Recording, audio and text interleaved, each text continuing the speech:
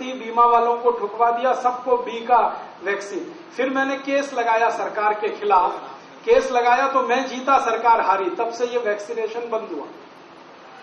नहीं तो पता नहीं 10 साल चलता, 20 साल चलता, पता ही नहीं है हमको। और एक वैक्सीनेशन चल रहा पोलियो वैक्सीन, बच्चों को 1 डोज दो, 2 दो, 3 दो, 10 दो, 15 दो, 20 दो, 25 दो, बंदी नहीं हो रही है। और कह रहे हैं देते ही रहेंगे, देते ही रहेंगे। बच्चा नहीं हो गया, मशीन है क्या? 20-20 डोज, 25-25 डोज दे दी, क्या होगा इस बच्चे का भविष्य में, कोई गारंटी है क्या? मैं होम्योपैथी चिकित्सा करता हूं, मेरे पास 167 बच्चों के केस हैं जिनको पोलियो वैक्सीन देने के बाद पोलियो हुआ है। राजीव जी, आपके अखबार में है कि 8 बार पोलियो का ड्रॉप देने के बाद में पोलियो हो गया। होगा, जरूर होगा। और मैं बता रहा हूं ये क्यों होगा, क्योंकि ये जो वैक्सीन दिया जा रहा है उसमें वायरस जिंदा है, लिविंग वायरस है, पोलियो करने वाला वायरस है उसमें, वो आपके बच्चों को पिला रहे हैं।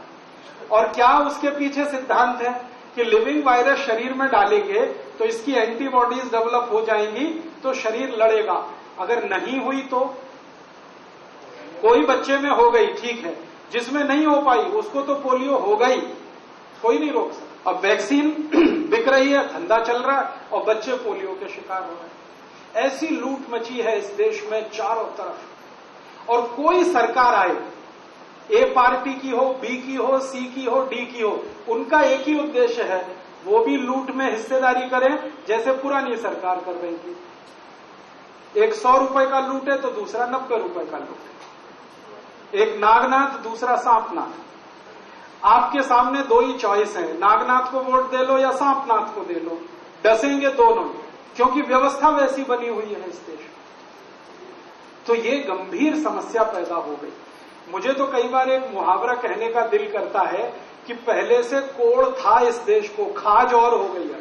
कोड़ तो था कि 1000 साल से लुटकर हम गरीब हो गए, अब ये खाज हो गई कि 60 साल में ऐसे हरामी नेता पैदा हो गए जो देश की परवाह नहीं करते, सिवाय कुर्सी के उनका कोई लक्ष्य नहीं है। पिछले 5-6 दिन से देख लो दिल्ली में क्या चल रहा है, सब हमाम में नंगे हैं, आपके सामने सबकी धोती खुली हुई है।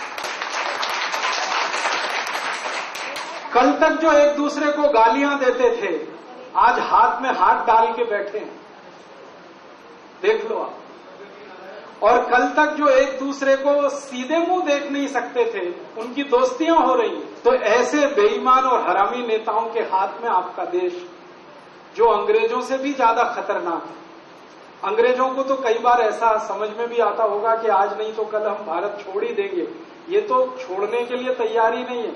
ये तो कहते हैं मैं लूटूंगा, फिर मेरा बेटा लूटेगा, बेटे का बेटा लूटेगा, फिर उसका बेटा लूटेगा। सबने अपने अपने बेटे बहुओं को तैयार कर दिया देश लूटने के। कोई भी नेता रिटायर होके जाएगा तो अपने बेटे या बेटी को फिक्स करेगा इस देश। और इनकी बेईमानी के कितने प्रमाण हैं।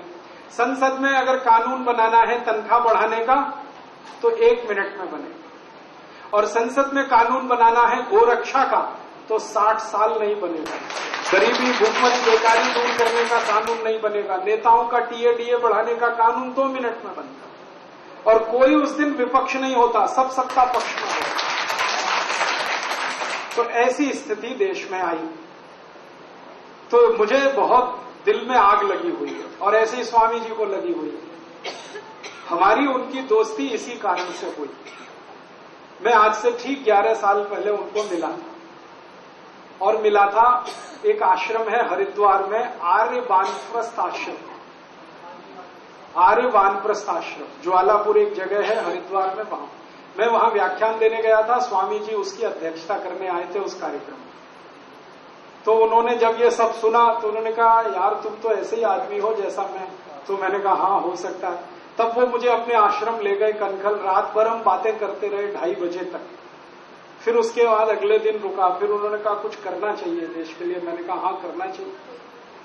तब से हम 2 मिल गए, एक वो एक मैं मिल गए।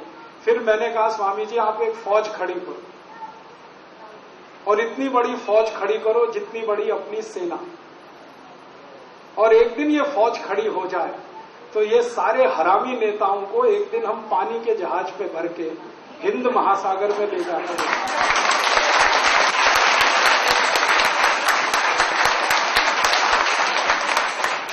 और इस देश में नए नेता खड़े करेंगे। वो दिन कब आएगा? बस जल्दी आने वाला है।